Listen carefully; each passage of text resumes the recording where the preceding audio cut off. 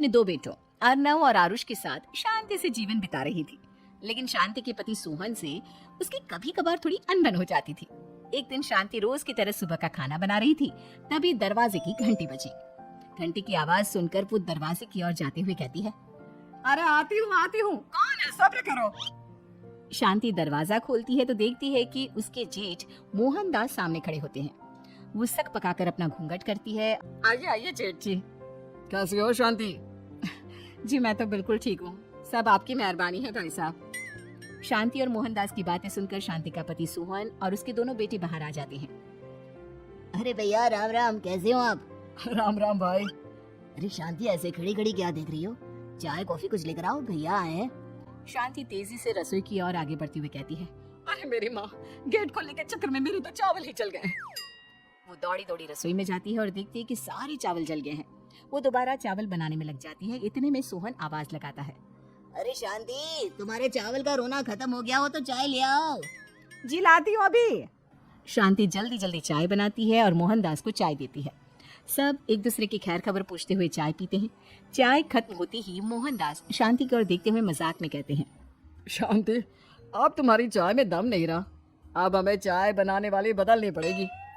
ये कैसे मुमकिन होगा जेठ जी? घर और बाहर का सारा काम मुझे ही करना पड़ता है और कभी कभी जल्दी जल्दी के चक्कर में काम बिगड़ जाते हैं, जैसे आज चावल जल गए। अरे इसी का तो हल लेकर आया हूँ। मैंने रिश्ता देखा है अर्नव और आरुष के लिए। दोनों लड़कियां बहुत सुंदर और सुशील हैं। अगर आप दोनों इजाजत दें तो बात करूँ आगे। सोहन और शांति रिश्ते की बात सुनकर कहते हैं, अब ठीक है, बात चलाइए ना भैया, पर पहले लड़के के बारे में कुछ बताइए तो सही। हाँ हाँ भाई साहब, लड़की कैसी है, परिवार कैसा है, कहाँ के रहने वाले हैं? देखो, परिवार तो बहुत अच्छा है, पर वे दोनों लोग बहुत, एक लड़की तो पढ़ी लिखी है और शहर की रहने वाली है, पर दूसरी अपनी गरीबी की वजह से पढ़ ना सकी और गांव में रहती है। लेकिन दोनों है बहुत खूबसूरत। अगर तुम सबको देखते ही पसंद ना आ जाए तो मेरा नाम बदल देना। आप पर तो हम आंखें मूंद कर भरोसा कर सकते हैं भैया। आप आगे बात चलाइए, हम शादी करने को तैयार हैं। कुछ ही दिन में अर्नव और आरुष की शादी हो जाती है। आरुष की शादी अनपढ़ लड़की मंजरी से हो जाती है, जो कि बहुत भोली भी होती है, और अर्नव की शादी पढ़ी लिखी लड़की तनुजा से हो जाती है, जो कि घमंडी और चालू होती है। एक दिन मंजरी घर के काम कर रही थी कि अचानक शांति उसे आवाज लगाती है, बड़ी बहू, ओ बड़ी बहू, मंजरी जल्दी यहाँ आओ। मंजरी जल्दी जल्दी शांति के पास जाती है। बेटा मेरे पैर दबा दे, बहुत दर्द हो रहा है। जी माँ जी, बस बर्तन धोकर आती हूँ।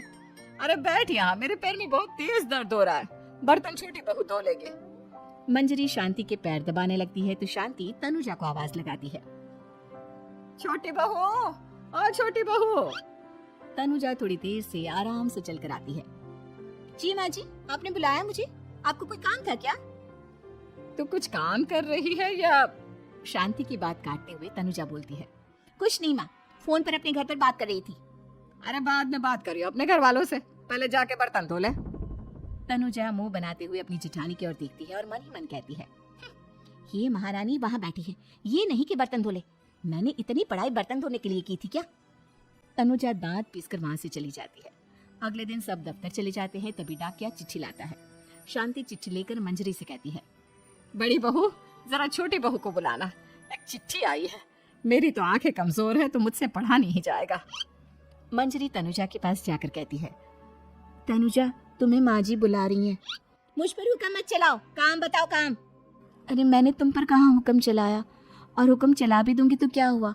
तुम तो मेरी छोटी बहन की तरह हो ना। तुम जैसी अनपढ़, जाहिल और गांव की गवार मेरी बहन नहीं हो सकती। बेचारी मंजरी तनुजा की बात सुनकर अपना सा मुंह लेकर रह गई। कोई चिट्ठी आई है, माँ जी तुमसे पढ़वाना चाहती है, बस इसलिए बुला रही हैं। मुंह टेढ़ा करके तनुजा मंजरी का मजाक बनाती हुए कहती है, अनपढ़ कहीं की। तनुजा का ऐसा बर्ताव देखकर बड़ी बहू बहुत दुखी होती है। तनुजा को अपनी पढ़ाई का घमंड इतना हो गया कि अब वो घर के कोई काम नहीं करती और अपनी जिठानी का मजाक बनाती रहती। तनुजा का ये बर्ताव अब उसकी सास को भी नजर आने लगा था। एक दिन शांति ने अपनी बड़ी बहू से कहा, मंजरी, तनुजा हर समय तुम्हारा मजाक उड़ाती है, तुम्हें गुस्सा नहीं आता क्या? आता तो है माँ जी, लेकिन मैं क्या करूं? जब भी उसे कुछ बोलती हूँ वो और भी जली कटी बातें मुझे सुनाकर चली जाती है। मैं उसे अपनी छोटी बहन की तरह प्यार करती हूँ, लेकिन उसके दिल में मेरे लिए कोई इज्जत नहीं। बहू, तूने वो कहावत सुनी है, जुल्म करने वाले से ज्यादा जुल्म सहने वाला अपराधी होता है। मंजरी अपनी सास का इशारा समझ जाती है। वो अपनी देवरानी को सबक सिखाने की ठान लेती है और एक दिन शांति अपनी दोनों बहुओं के साथ बैठी थी तो शांति अपनी बड़ी बहू से पूछती है, अरे बहू, शाम होने को है, कुछ सोचा है क्या बनेगा खाने में? माँ जी मेरे तो सर में बहुत दर्द है आज। मेरी प्यारी देवरानी ही कुछ अंग्रेजी खाना बना कर खिलाएगी। सुना है पढ़े लिखे लोग अंग्रेजी खाना बहुत अच्छा बनाते हैं, क्यों तनुजा? इतना कहकर मंजरी अपनी सास की ओर देखकर मुस्कुरा दी। तनुजा अपनी तारीफ सुनकर बहुत खुश हो गई। इतने में शांति कहती है, ये तो सच बात है छोटी बहू, ये तो मैंने भी सुना है। हम भी पक गए हैं बड़ी बहू के हाथ का खाना खा खा कर। तनुजा, तुम्हारी माँ भी तो तुम्हारे खाने की बहुत तारीफ करती है, आज हमें भी खिला दो कुछ अच्छा सा बनाकर। शांति की बात सुनकर छोटी बहू और आसमान पर चढ़ गई, पर उसे ये कहा पता था कि उसकी सास और जेठानी उसे सबक सिखाना चाहती है। तनुजा अपनी तारीफ सुनकर खुश तो बहुत होती है, पर सोचने लगती है, मुझे तो कैसा भी खाना बनाना नहीं आता, अब मैं क्या करूंगी? अगर मैंने इनको सच बता दिया तो मेरी सारी इज्जत मिट्टी में मिल जाएगी। अरे छोटी बहू, क्या ही सोच रही हो? खिलाओगी ना अपने हाथ का अंग्रेजी खाना? छोटी बहू हाँ में सर हिला देती है। अचानक से उसके दिमाग में एक आइडिया आता है। इतना बोलकर शांति और मंजरी दोनों जोर जोर से हंसने लगते हैं। अब तनुजा रसोई घर में चली जाती है और खाने की तैयारी करने लगती है, पर उसे रसोई घर की चीजों के बारे में तो कुछ नहीं पता। जैसे तैसे सारी चीजें निकालती है और इंटरनेट पर देखकर खाना बनाती है। कुछ ही देर में सब लोग घर आ जाते हैं। अरे सुनते हो, आज का खाना हमारी छोटी बहू बना रही है। अरे वाह, आज तो फिर कुछ अंग्रेजी खाना खाने को मिलेगा। कुछ ही देर में खाना बन जाता है तो छोटी बहू सबका खाना लगा देती है। इतने में बड़ी बहू कहती है, क्या बात है देवरानी जी, आज तो बहुत अच्छी खुशबू आ रही है। ये बात तो सही कही बड़ी बहू तूने, खुशबू तो अच्छी है, ऐसी खुशबू तो मेरे खाने में भी नहीं आती। सब मिलकर छोटी बहू की बहुत तारीफ करते हैं और छोटी बहू सातवें आसमान पर बैठ जाती है। अब सभी खाना खाते हैं। जल्दी जल्दी दो, अब तो मुंह में पानी आ रहा है। हाँ हाँ, मुझसे भी नहीं रुका जा रहा। जैसे ही सोहन एक निवाला खाता है तो उसकी आंखों से पानी आने लगता है। ये देखकर शांति सोहन से पूछती है, क्या हुआ जी, खाना इतना अच्छा बना है कि आंखों से पानी आ गया? सोहन चुप रहता है और धीरे धीरे से खाना शुरू कर देता है। इतने में सोहन छोटी बहू से कहता है, बेटी तुम भी तो खाओ, तुम क्यों रुकी हो? खाना सच में बहुत अच्छा है। ये कहकर सोहन जोर से हंस देता है।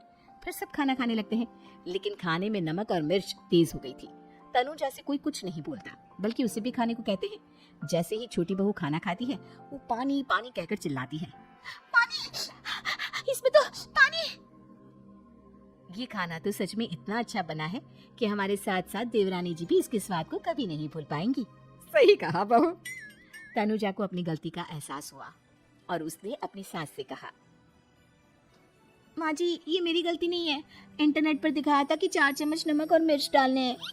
अब मंजरी को भी मौका मिल गया और उसने तनुजा पर तंज कसा, नाच न जाने आंगन टेढ़ा, हर जगह अपनी पढ़ाई दिखाती हो, दूसरों का मजाक उड़ाती हो। अब पता चला ना, हर चीज में पढ़ाई काम नहीं आती। और तुम तो शहर में रही हो, तुम्हें तो मुझसे भी अच्छा खाना बनाना आना चाहिए ना। बेटा, अगर तूने ठीक से सब सीखा होता तो आज तुझे शर्मिंदा नहीं होना पड़ता। बात शहर या गांव की नहीं होती। मंजरी गांव से आई है, लेकिन उसे घर का काम करना और खाना बनाना सब अच्छी तरह से आता है। तुम शहर में रही हो, तुमने ये सब क्यों नहीं सीखा? छोटी बहू सर नीचा कर सबसे माफी मांगती है और बहुत शर्मिंदा होती है। दीदी मुझे माफ कर दो, मैंने आपको बहुत बुरा भला कहा, पर आपने मुझे हमेशा ही माफ किया। आज मुझे अपनी गलती का एहसास हो गया है। अब दोनों बहुएं मिलकर घर का काम करने लगी और एक दूसरे को अपने गुण बांटने लगी। मंजरी ने अपनी देवरानी को खाना बनाना और घर का काम करना सिखाया, वहीं तनुजा ने भी अपनी जेठानी को पढ़ना लिखना सिखाया। शांति और सोहन ऐसी बहुएं पाकर बहुत खुश थे।